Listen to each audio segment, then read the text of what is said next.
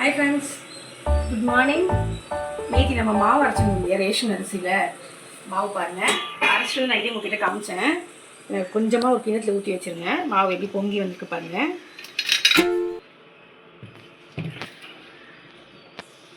மாவு எப்படி வந்துருக்கு பாருங்கள். இப்போ நம்ம இது இட்லி ஊற்றிடுவோம்.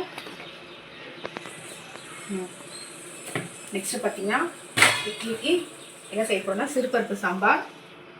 சிறுபருப்பு சாம்பார் மதியானம் லஞ்சுக்கு முருங்கைக்காய் சாம்பார், பீட்ரூட் பொரியல். வாங்க எப்படி செய்யலாம்னு பார்க்கலாம். தக்காளி,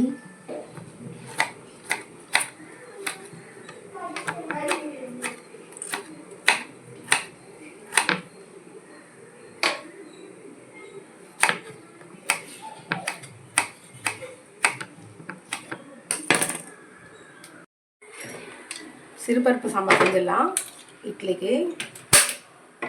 ஆன் பண்ணிவிட்டு கூட நான் கொஞ்சம் அலசி வச்சுருக்க சிறுபருப்பு சேர்த்துப்போம்.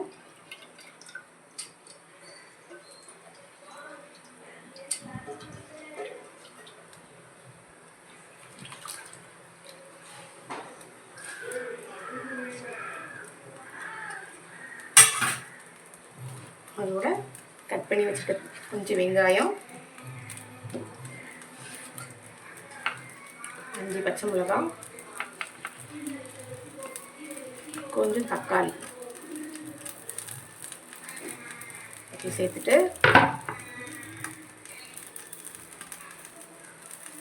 கொஞ்சமாக உப்பு சேர்த்துப்போம்.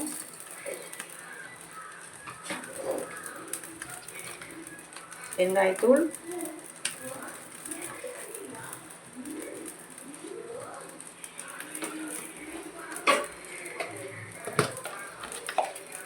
மஞ்சத்தூள்,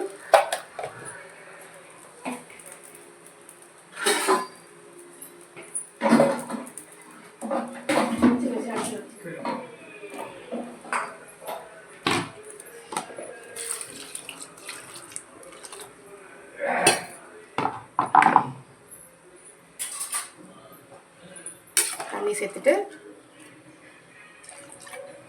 குக்கர் ஒரு 4 விசில் வர வரைக்கும் மூடி வச்சிடலாம்.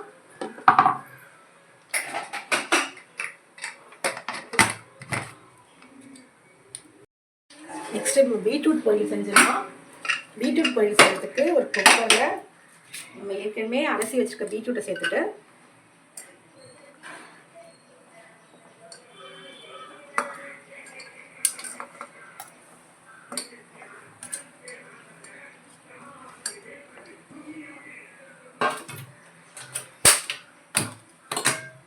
தண்ணி சேர்த்துட்டு ஒரு 3 விசில் வர வரைக்கும் வேக வச்சுக்கலாம். நெக்ஸ்ட்டு நம்ம சாம்பாருக்கு ரெடி பண்ணிக்கலாம். சாம்பாருக்கு நான் தோரம்பருப்பு கூட வெந்தயத்தை சேர்த்து ஊற வச்சுருக்கேன். தோரம்பருப்பு வெந்தயத்தை சேர்த்து ஊற வச்சு நம்ம சாம்பார் வைக்கும்போது சாம்பார் சீக்கிரம் கெட்டு போகாது, டேஸ்ட்டுமே ரொம்ப நல்லாயிருக்கும். தோரம்பருப்போட கொஞ்சோண்டு மஞ்சத்தூள், கொஞ்சம் பெருங்காயத்தூள், கொஞ்சம் எண்ணெய் சேர்த்து வேக வைக்கும்போது பருப்பு பொங்கி வராது, அதுக்காக தான் எண்ணெய் சேர்க்குறது. ஆயில் வந்து தண்ணி சேர்த்துக்கலாம்.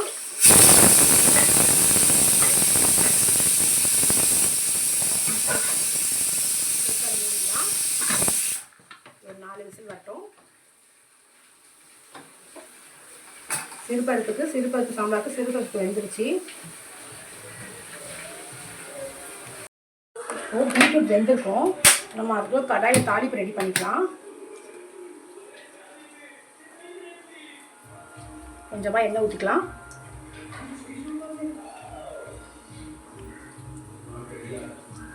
எண்ணெய் காயிட்டும். பீட்ரூட் வெந்துருச்சா பார்க்கலாம்.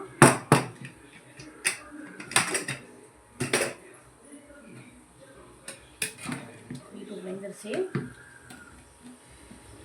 இந்த அளவுக்கு வெந்தாலே போதும்.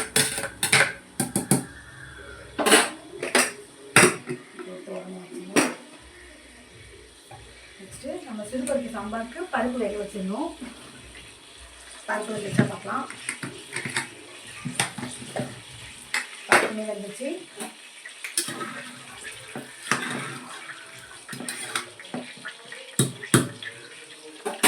அப்படியே எடுத்து வச்சுருவோம்.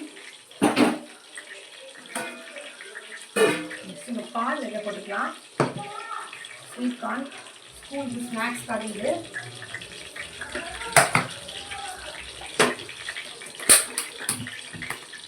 கார்னில் கொஞ்சமாக உப்பு சேர்த்துக்கலாம். உப்பு சேர்த்துட்டு ஒரு 2 விசில் பார்ப்போம்.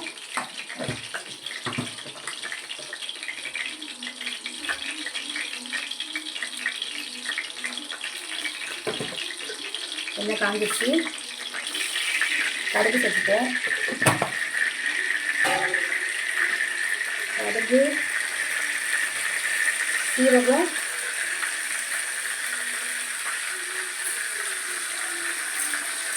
கொஞ்சமாக உளுந்தம் பருப்பு,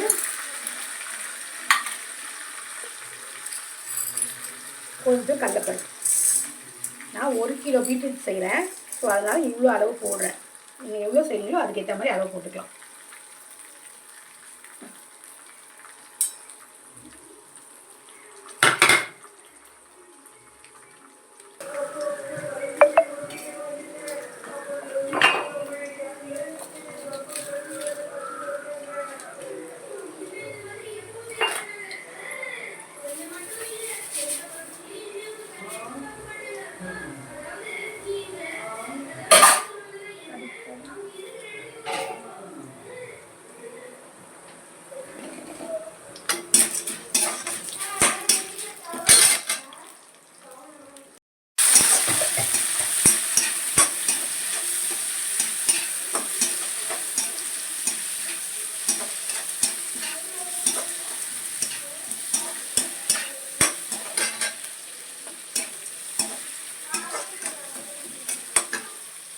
இப்போ நம்ம சாம்பாருக்கு வதக்கிக்கலாம்.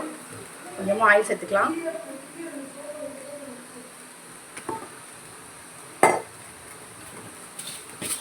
ரெண்டு கடுகு,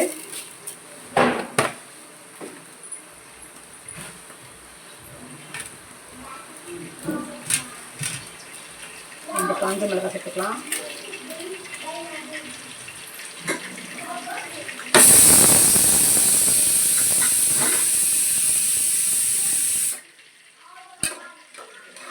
சாம்பாருக்கு தோடம்பருப்பு பாருங்க வெந்துருச்சு. தோடம்பருப்பு வெந்துருச்சு.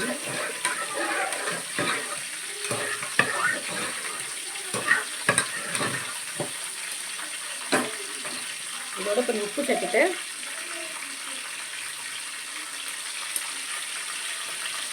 ஆன் பண்ணிடுவோம்.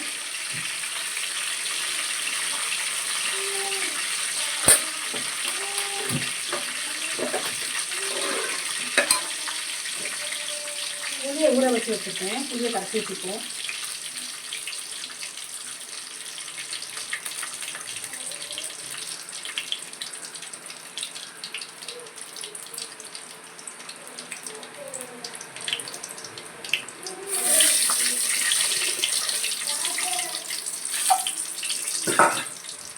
இதோட எடுத்து வச்சுக்க வெங்காயம், முருங்கைக்காய், பச்சை மிளகாய், தக்காளி எல்லாத்தையும் சேர்த்துக்கலாம். சேர்த்துட்டு வதங்கட்டும். காய் ஒரு 5 நிமிஷம் வதங்கட்டும்.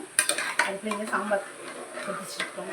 இதில் பார்த்திங்கன்னா புளியும் பருப்பும் உப்பும் மட்டும் தான் சேர்த்துட்டேன். காய் கொஞ்சம் லேசாக வதங்கிடுச்சு. நம்ம பருப்பு கூட இதெல்லாம் சேர்த்துக்கலாம்.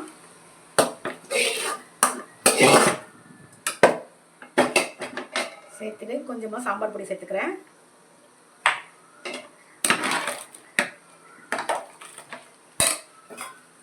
தண்ணி சேர்த்துக்கலாம்.